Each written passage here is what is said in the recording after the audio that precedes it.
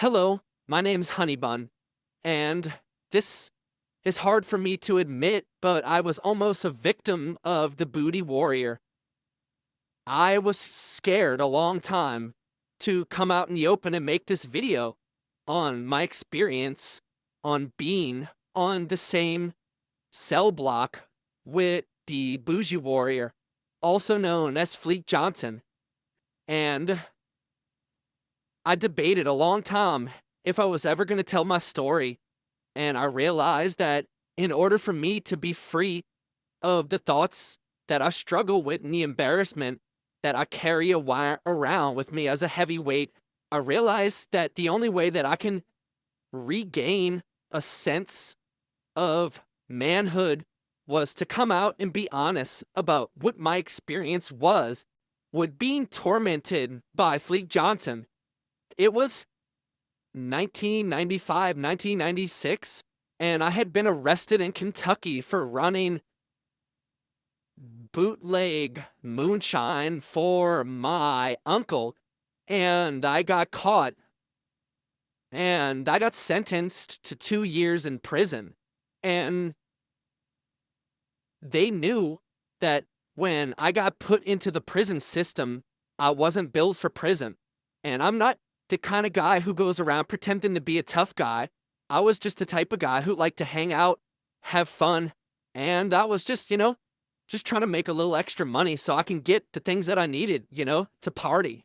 And I found myself in Kentucky State Prison, out of all places.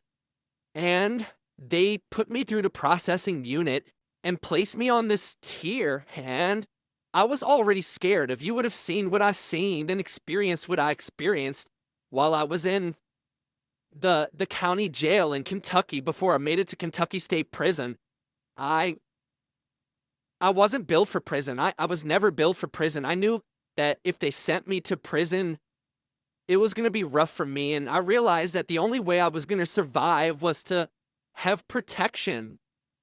And I don't come from a wealthy family. Unfortunately, there's a lot of inmates in prison who don't come from wealthy families, and my story is a story that you just don't hear because, to get on here on YouTube and to tell my story is to hang your head in shame. And that's why my identity's hidden. I can't show myself on who I am because you know what? It's just too shameful. It's too embarrassing to know that I'm a man and I couldn't handle myself in prison.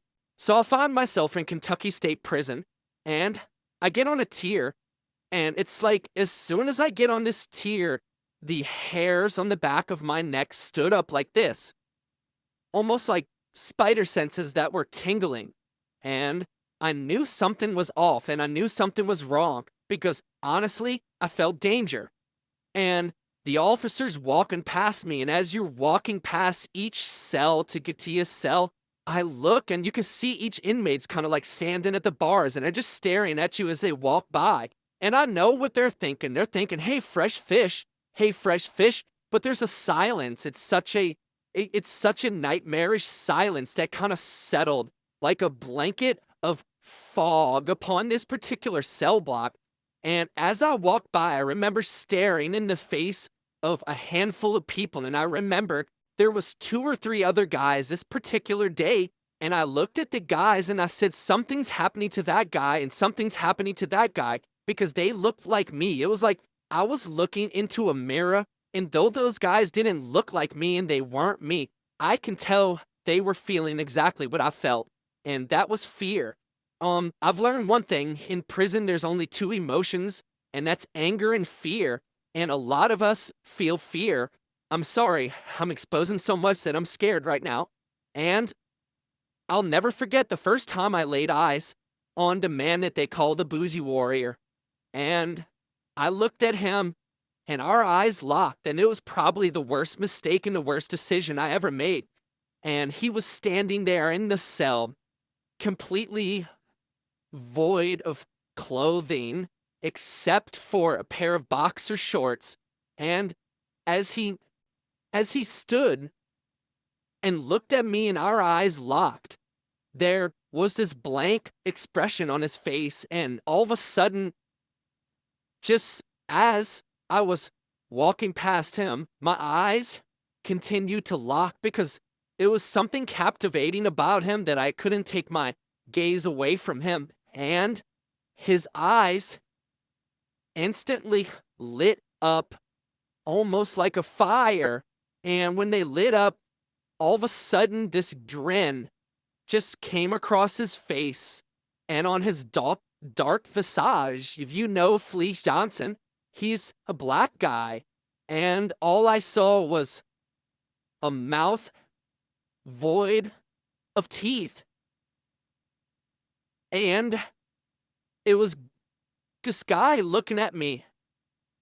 I knew he wanted something, and in my mind, I think I kind of knew what it was, and I was thinking to myself, I'm not never gonna go into a cell with that guy, and my heart began to pound, and I think I was scared. I know I was scared, and that's why he got a thing from the 1990s, and here we are, decades later, and I'm finally just revealing what happened to me, and the reason I'm doing it is because you don't know what it felt like when I was sitting at my house and I was eating popcorn, watching TV in the late 1990s after I'd got out and, got my life back on track. And I was eating that popcorn one evening, just watching TV and relaxing. And there was this show called Lock Up Raw. And my mouth literally dropped and popcorn just fell out of my mouth when I saw Fleece Johnson, aka Booty Warrior, on Lock Up Raw. I couldn't believe what I was seeing before my eyes. I'm like, that's that guy. That's him.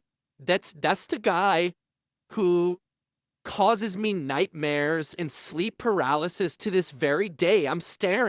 I'm gazing back at the eyes that I first gazed at that day that I was first walked onto that cell block in Kentucky prison. And I get to my cell to go back. And I get to my cell, and it's a one-man cell because I'm in protective custody. And in Kentucky, this was where they put me for protection back in the 90s. And it was a terrible place, when I walked into that cell. And I was like all the way down the tier, and I had to walk past Fleece. And even saying his name, guys, so hard for me.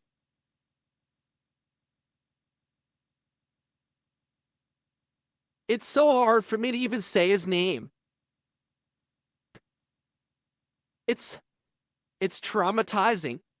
And to know over the years that he's become a celebrity and he's basically idolized by so many people in our community, and the pain that he caused somebody like me, a weak man, fragile man.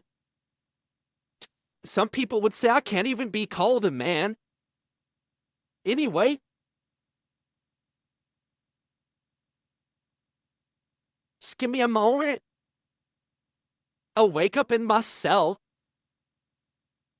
And I had only been sleeping intermittently because I was even suffering with sleep paralysis back then. And I woke up in the middle of the night to use the bathroom. And if you know anything about prison, the toilets are absolutely ferocious. And when I wake up to get out the bed and I put my hands underneath the pillow, I feel something under the pillow. And it's like a wrapper, and it's making like a noise like a wrapper. And like a plastic wrapper. And when I pull it out, it's a honey bun. And I came into my cell without any honey buns. And I remember coming into the cell, I didn't see any honey buns, but here it is, the middle of the night, and there's a honey bun underneath my pillow. And I'm perplexed, and I don't know how the honey bun got there. And I'm scared to get out the bed to even use the bathroom at this point. And if you know anything about prison, above the toilet, there's like vents. And in the vents, I could hear breathing. It was almost like the breath was coming to my cell. And I began to wonder about the honey bun. And so the rest of the night, I sat there with that honey bun. which I actually moved toward the front of the cell and I placed it on the ground because I was going to give it to the officers because I figured maybe the inmate that was in the cell before me left this honey bun in here. And the officers came the next day and I'm like, officer, could bring the breakfast and do their count time. And I said, I found this honey bun in my cell. And they're like, how'd you get that? And I'm like, I don't know. It was already in the cell. It was under my pillow. And the officer looked at me and said, under your pillow, huh? He said, we're going to have to pay close attention to you, boy. And that's how they talked in Kentucky, you know? It's real derogatory. The way that officers talk to inmates. He's like, we're going to have to really watch out for you, boy. Seems like you got a mark on your back. I said, what does that mean, officer? He's like, yep. Seems like the booty warrior done marked you. I said, what do you mean? She's like, the only way a honey bun pops up in a cell, boy, is when the booty warrior and put a target on your back. And he said, I ain't good for you, boy. You already causing trouble. You ain't been here 24 hours yet on this here block. And I was like, well, I don't want this honey bun. He said, I ain't taking it. He said, even us officers, boy, we ain't stupid enough to take a honey bun from the booty warrior. And I'm like, well, I don't want it. What do I do with it? He said, do whatever you want with it. I ain't gonna tell you what to do with it. And there was this guy who was literally in the cell next to me. And he says, don't eat it. And I'm like, huh? Officers just went about their business. And he's like, don't eat it. I said, who's it from? He said, Fleece sent that to you last night. I said, how'd he get it in my cell? And the guy says, he's got superpowers. I said, superpowers? He's like, you don't want to take anything from him because he always wants it back. I was like, how does he get it back? He said, oh, in ways that you ain't gonna. And I'm like, no. And I think I know what's going on at this point. I'm being marked as a potential SA victim of a man who's up the cell who now is all over YouTube called the Booty Warrior. Basically a celebrity before he was a celebrity was after me in my manhood. Do you know what it's like to have to worry about what's going to happen to your manhood? And a lot of people say, you know, just fight back. Sure, fight back. That's no problem. The question is, I didn't know how to fight. I've never been in a fight at this point in my life, and I found myself in the crosshairs of the most notorious booty bandit in America, possibly in all the world. I mean, I'm going to tell y'all something. I got this honey bun in my cell, and I'm keeping this honey bun, but I don't know what to do with it. And one day Fleece is walking down the cell, you know, because they open the cells every so often to take a shower. And of course, even people like Fleece have rights in prison. And when he went to take his shower one day, he's standing in front of my cell, and before you ever heard the words that you heard that made Fleece mega popular and basically a cultural icon, I heard them before you did. And this is the first interaction I have with him, and I walk up to him, and he's standing right in front of my cell, and all he has on is just those boxer shorts. And he's literally got his arms on the bars looking in my cell like that. And I wake up to this. And I wake up and I'm like, hey, man. And he's like, how you doing? And I'm like, doing good, man. And he's like, I sees you. I want you. I knows you. And I'm like, okay, dude. He's like, I like when you calls me dude. And I'm like, okay. He's like, I want you. I need you. And I gots to have you. And I'm like, Mr. Fleece, this is before they're calling him the Booty Warrior. That was the nickname, you know, that people had for him. But in there, they just called him Fleece. And I'm like, I got this honey bun. You want your honey bun back? He said, boy, you ain't ate that yet. You holding it like a trophy, is you? And I said, I don't want it. He said, I'm gonna send another one down tonight. And I'm like, how'd you get it in here? He's like, as for you to worry about, I see everything you do. And I'm like, please, can you just leave me alone? He said, I'm never gonna leave you alone. Once I got my eyes on you, nothing is gonna take me off. He said, you know what I do lie, don't you? And I said, what's that, sir? Because I'm scared, guys. And he says, I like booty. I said, what does it have to do with me? He said, I likes yo booty. I said, you never seen it. He said, oh, I sees it. When you walks down that tier, I sees it goods enough. I thinks about it and I dreams about it. And I'm like, you're dreaming about my booty? He's like, I dream about it all the time. I envision what it's gonna be like. And I'm like, please, sir, can you just let me be? I can get you some money. He said, well, I got money. I got money. I got honey buns. I got cigarettes. I got everything I could want. Except you. And I'm like, please, sir, just leave me alone. He says, nah, I'm gonna eventually get it from you. There's no way around that. And so, I'm scared, guys. And so, years and basically decades later, he says, even after Lockup Raw and my experience in prison with Fleece, I'm watching as he's doing all these interviews and he's talking about flies vibrating around his anus. And I'm like, this is horrible, you know? And it's like, you know, people are watching this, and of course, everybody's getting a great laugh out of it. But I'm thinking about all the guys that, you know, that had to experience living around the voodoo warrior in prison and how much fear they experience. You don't know fear until you're in a cell and honey buns keep popping up and you don't know how the honey buns are getting to your cell. And so the guy next to me, I'll never forget the conversation. He says, hey man, he's like, you still got that honey bun, huh? And I'm like, yeah.